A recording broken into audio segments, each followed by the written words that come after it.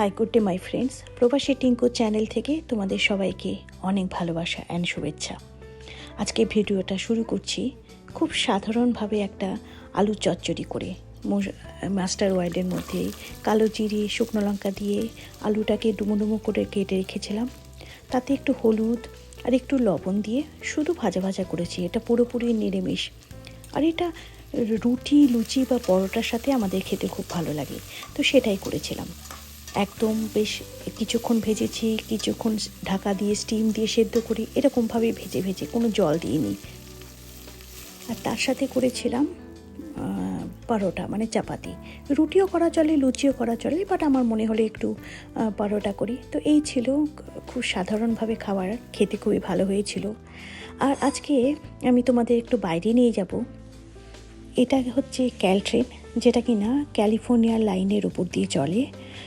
পুরো California peninsula আর Santa Clara valley সব জায়গাগুলো ক্রস করে। সুপারফাস্ট ট্রেন আর লিমিটেড স্টপেজ। এখন তোমরা ভাবতে পারো তাহলে আমরা যে বার্ডে চলি, বার্ডটা হচ্ছে রেগুলার প্যাসেঞ্জারদের জন্য, ধরে নাও 1 ঘন্টায় 3-4টে, প্রত্যেক 5 মিনিট বাদে করে একটা করে আসবে। আর এটা হচ্ছে মেবি প্রত্যেক ঘন্টায় হয়তো 1টা কি 2টো। আর এটা দোতলা ট্রেন হয়, ইন্টেরিয়ারটা দেখতে এরকম।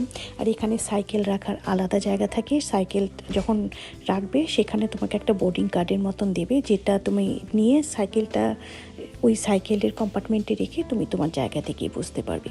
আর এটা সব জায়গাতে থামে না, যেটা বাট হচ্ছে আমাদের দেশে যেরকম লোকাল ট্রেন হয় ডেলি প্যাসেঞ্জারের জন্য, আর এটা ধরে নাও এক্সপ্রেস ট্রেন। তো জাস্ট আমার এটা চোখে পড়লো, তো সেটাও ক্যাপচার করলাম। আর তোমার সান ফ্রান্সিসকো গোল্ডেন গেট বিচে যাওয়ার সময় আমাদের ডাউনটাউনের ভেতর দিয়ে আমি যাচ্ছি।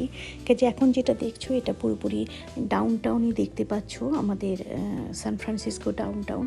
এটা দেখতে এরকমই, যে কোনো একটা বড় কসমোপলিটান সিটির যে চেহারা, এক্স্যাক্টলি সেরকমই চেহারা, নতুনত্ব কিছু নয়। বড় বড় বিল্ডিং, তবে হ্যাঁ ওই উঁচু নিচু পাহাড়ের মতো রাস্তাটা দেখলে তখন মনে হয় হয়তোবা আমরা সান ফ্রান্সিসকোতে এসে গিয়েছি। আদার দ্যান দ্যাট সেরকম নতুনত্ব কিছু তো আর চোখে পড়বে না, সব শহরই একই রকম। আর সামনে যে বিল্ডিংগুলো দেখছো এটা হচ্ছে মার্ক জুকারবার্গ হসপিটাল। মানে মার্ক জুকারবার্গ এই হসপিটালগুলো করেছে আর কি, সরি। তো এই হসপিটালটা খুবই পপুলার হসপিটাল আমাদের এখানে। আর ব্যাস এখন আমি টাউনটা ছেড়ে এখন আমরা যাব golden gate. Actually golden gate beach মাঝে মধ্যেই আমরা যাই, কিন্তু ছুটি না থাকলে তো আর যাওয়া হয় না।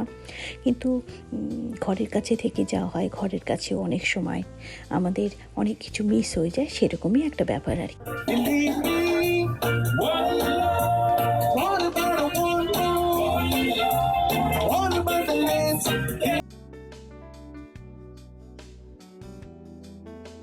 আগে যে ভিডিওটা দেখলে তার মানে ফিশারম্যান ওয়ার্ফে এসে একটু কিছুক্ষণ দাঁড়িয়েছিলাম। এটা একটা ট্যুরিস্ট ডেস্টিনেশন, যার জন্য রাস্তায় কেউ গান গাইছে, এমনকি বেকারি শপে যে ভদ্রলোক কিছু বানাচ্ছে সেটাও সামনে পুরো গ্লাস দেওয়া আছে। এটা একটা খুব ফেমাস বেকারি শপ।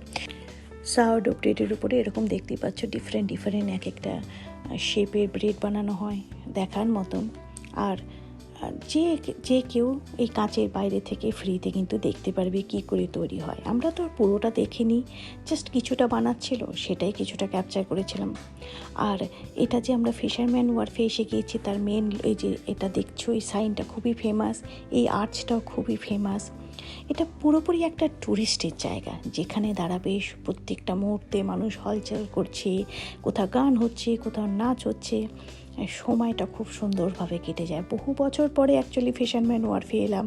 সব সময় আসা হয় না, বাড়ির কাছে থাকলেও যেটাই হয় নর্মাল ডেলি লাইফ ছেড়ে সম্ভব হয়ে ওঠে না, এই আর কি। বাট স্টিল এই সেই আর্চটা, এমনকি জাহাজও এখান দিয়ে আসা যাওয়া করে, সেটারও কিছুটা গ্লিমস আমি মানে ক্যাপচার করেছিলাম।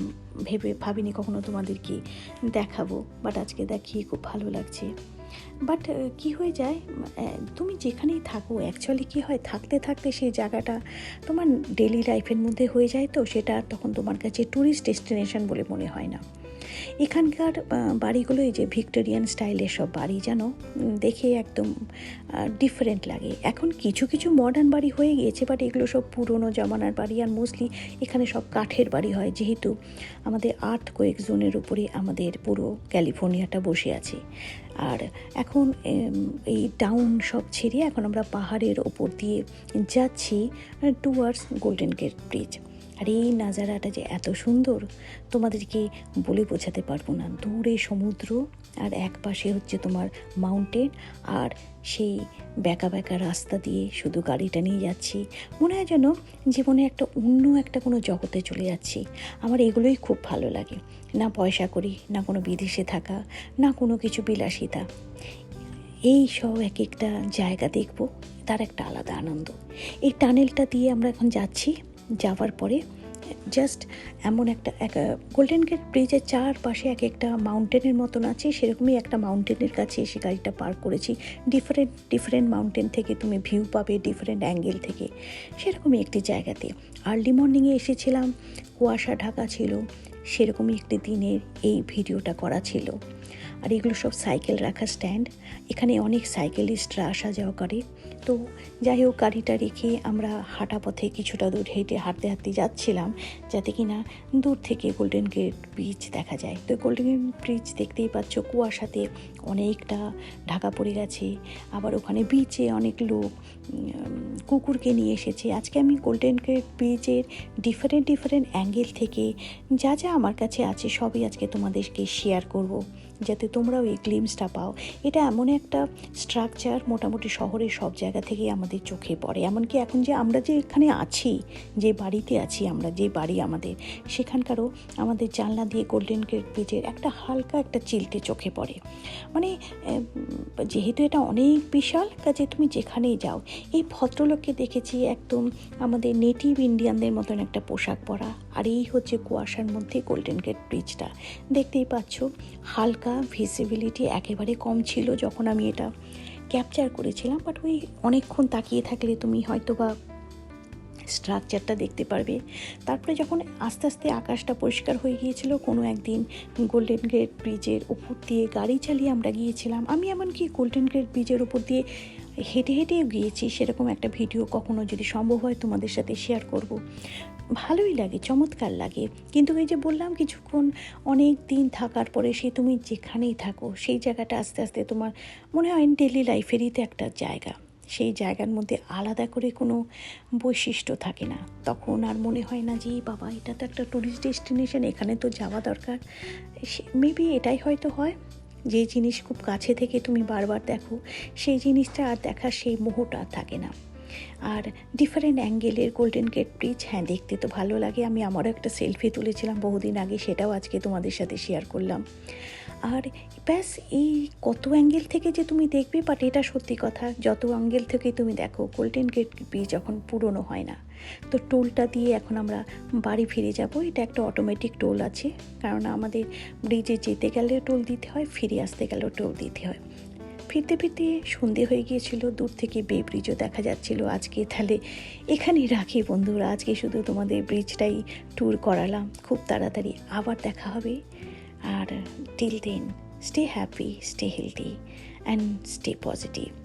Love you all.